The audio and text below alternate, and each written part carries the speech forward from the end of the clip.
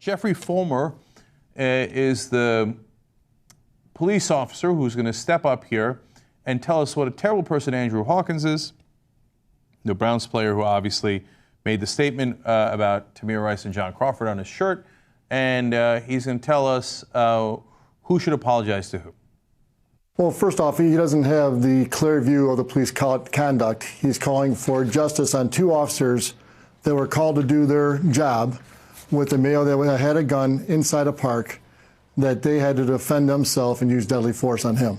So it's not a call for justice. They were justified. And Cleveland police officers work with the Cleveland Browns hand in hand, and when he disrespects two of our officers, he's disrespecting everybody else. Oh, I'm sorry. Did we disrespect you? You shot the kid dead in 2 seconds. Justified. Hey, listen, man, have just a shred of humanity and say, hey, man, we feel sick about what happened there. You know, they made a decision in that moment. You want to defend that decision? Say, look, I defended because we have a hard job and yada, all the bullshit you normally say. But don't go and tell us that they had no other choice. They were absolutely justified in shooting within 2 seconds. Nobody, come on, man. But the sick thing is some people do believe that because they want to believe it. No. Black people are dangerous, man. You got to shoot the 12-year-olds before you give them a chance to put anything down. Justified. And he's disrespecting all of us. How about Tamir Rice's family? How about Tamir Rice? Did you disrespect him when you shot him dead? God damn it. Get more from this jackass. Yes, I disrespect you, idiot. Go ahead. But, okay, you guys disagree on that. Why should he apologize to you? Why shouldn't you apologize to him? You have a disagreement. We're not apologizing to anybody. I mean, calling for justice on two of our officers, they need to do it to us because they're disrespecting our officers on a job we do hard every day and a job that two officers were put in a position to do by a male's actions. You know, he disrespected police officers who were out there doing their job. He's surrounded by police officers. When you talk about two of us that were put in a situation like these two where you're talking about all of us. You know, isn't it funny because they always say, like, oh, these black thugs, these right-wing idiots and stuff, right? These black thugs, they're always talking about respect, how we didn't respect them enough, and they feel dissed or disrespected. You can just see O'Reilly saying it, right? How about this thug? How about this guy who's going, I tell you, I was disrespected, man.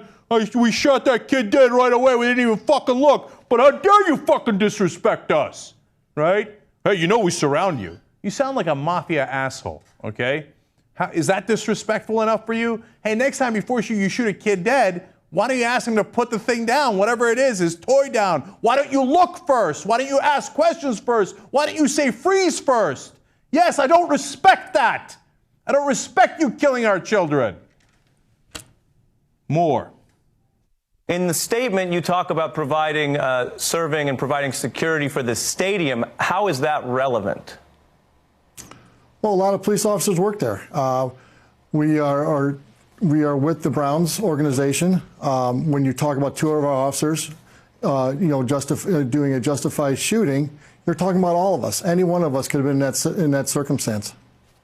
Sure, but I mean, are you implying that it's relevant somehow? Are you implying that security would change because of this disagreement? No, we wouldn't change. We're here for the community. We're here for the people that go to the Browns games. We're here for the public. Unless, of course, we're shooting him dead. Say, hey, listen, why did you make the threat then? He's surrounded by us, and in the original statement we said, hey, we provide security for the stadium. So what does that mean? Why did you bring that up? Why did you bring it up? It's either a threat or you're saying, hey, you know what, maybe we'll pull that security because we feel disrespected. So you're on your own. Well, what are you saying, right? No, because you want to go out there, you want to kill kids, and then you want to threaten people. Oh, I'm sorry, did I say too much? You want to kill kids? That's too much, right? I hope that you don't want to actively kill them. That's not why you're going out to do it. But when you show me disregard for human life like this, we're here to protect the community. That's why we don't ask any questions. We put a bullet in them right away.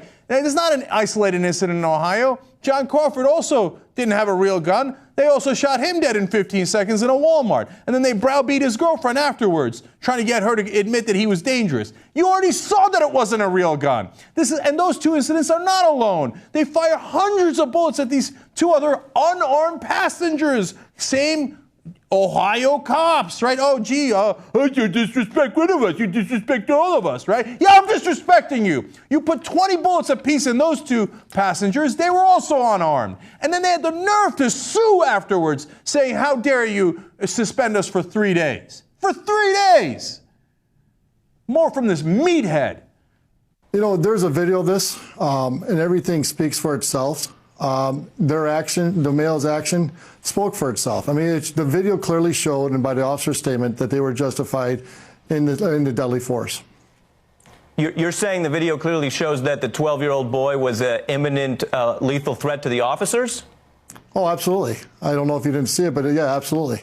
This shooting was justified, and you know, like I said, it's a tragic that it was 12-year-old, but it was justified.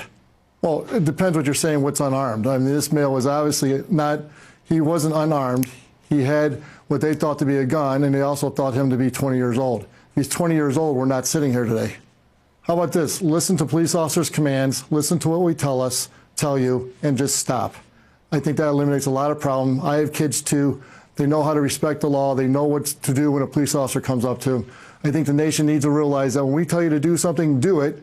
And if you're wrong, you're wrong. If you're right, then the courts will figure it out. Listen to what the officer said. You killed him in 2 seconds. He didn't have time to listen to what you said. This Orwellian prick, we just saw the video. We've seen the video a million times. You pull up and you shoot him. You pull up and you shoot him.